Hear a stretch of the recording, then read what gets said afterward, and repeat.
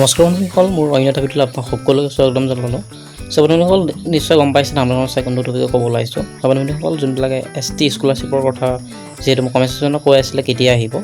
তোমালোকৰ ST স্কলাৰশ্বিপটো already যিহেতু আহি গ'ল। এইটো 6 জুলাইৰ পৰা যিহেতু তোমালোকে এইটো এপ্লাই কৰিব পাৰিব। কেনেদৰে তোমালোকে কোনে এপ্লাই কৰিব পাৰিবা, নে অনলি ক্লাছ 9-10 কৰিব পাৰিবা, নে গ্ৰেজুৱেশ্যন থকাবিলাকেও কৰিব পাৰিবা, লওকচোন এতিয়া ভিডিঅ'টো দেখাই দিওঁ। বন্ধুসকল, যোনখন স্কলাৰশ্বিপ দেখা পাইছে, যোনটো pre matric and post matric scholarship for ST student, নিশ্চয় দেখা পাইছে। ট্ৰাইব হৈছে স্কলাৰশ্বিপ, অৰ্গেনাইজেশ্যন হৈছে director of tribal. Total marks প্ৰথমতে দেখা নাই। কোৱালিফিকেশ্যন দেখাইছে pre matric and post matric. Application মোডটো হৈছে অনলাইন কৰিব লাগিব। ইয়াৰ ষ্টাৰ্ট ডেটটো হৈছে 6 জুলাই 2026 আৰু ইয়াৰ লাষ্ট ডেট হৈছে 6 অক্টোবৰ 2026। বাকী তোমালোকে এইটো চাই ল'ব, যোনটো ST স্কলাৰশ্বিপ, যোনটো প্ৰি মেট্ৰিক স্কলাৰশ্বিপ আৰু পষ্ট মেট্ৰিক স্কলাৰশ্বিপ, এইটো মই ধুনীয়াকৈ দেখাই দিছোঁ, চাই ল'ব। এইটো যোনটো একাডেমিক ছিজন হৈছে এইটো 26 আৰু 27, ঠিক আছে।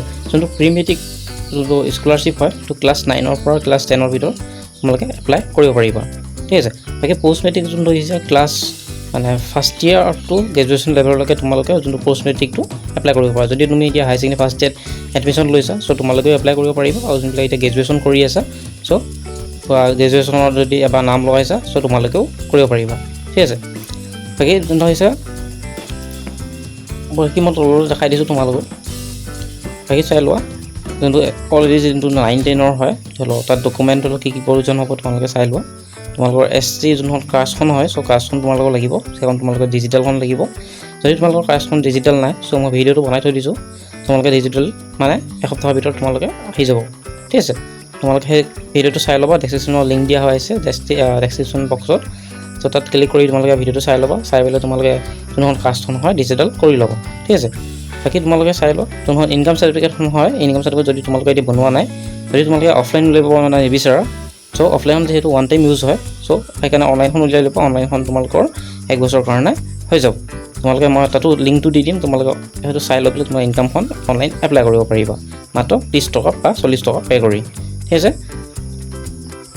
বাকী এতিয়া চোৱা, তোমালোকৰ মই ধৰি লওক কি ভালকৈ বুজাই দিছোঁ। তোমালোকে ধৰি লওক এতিয়া ডকুমেণ্ট কি দিব লাগিব সকলোবোৰ দেখাই দিছোঁ। তোমালোকৰ ডকুমেণ্ট যোনটো দেখা পাইছা, যোনটো মেণ্ডেটৰী ডকুমেণ্ট হৈছে বেংক পাছবুকখন তোমালোকৰ লাগিব, যোনখন তোমাৰ নিজৰ নামত থকা হ'ব লাগিব। বাকী আধাৰ কাৰ্ডখন লাগিব, বাকী কাষ্টখন লাগিব, এণ্ড ইনকাম চাৰ্টিফিকেটখন লাগিব। বাকী যোনবিলাকে ধৰি লওক কলেজত কৰিবা, তোমালোকৰ বনাভিত চাৰ্টিফিকেট লাগিব। বনাভিত চাৰ্টিফিকেট যেতিয়া তোমালোকে স্কলাৰশ্বিপ এপ্লাই কৰিবা, তেতিয়াহ'লে তোমালোকৰ আগতে শ্ব' হৈ যাব। তেতিয়া ডাউনলোড কৰি তোমালোকে এখন ফিল আপ কৰি কলেজ বা প্ৰিন্সিপালৰ ওচৰত, হেডমাষ্টাৰৰ বা প্ৰিন্সিপালৰ ওচৰত গৈ পেলাই তোমালোকে চাইন মাৰি লৈ আহিব লাগিব, ঠিক আছে। বাকী যদি তোমালোকে এপ্লাই কৰা ভিডিঅ' লাগে, কমেণ্ট ছেকশ্যনত জনাব কেনেদৰে এপ্লাই কৰা। যদি ভিডিঅ'টো চাই ভাল পালে লাইক, কমেণ্ট আৰু লগৰ বন্ধুসকলে শ্বেয়াৰ কৰিব নাপাহৰিব। আৰু এনেধৰণৰ ভিডিঅ' পাই থাকিবৰ কাৰণে চেনেলটো ছাবস্ক্ৰাইব কৰি বেল আইকনটো অন কৰিব নাপাহৰিব। থেংক ইউ ফৰ ৱাচিং।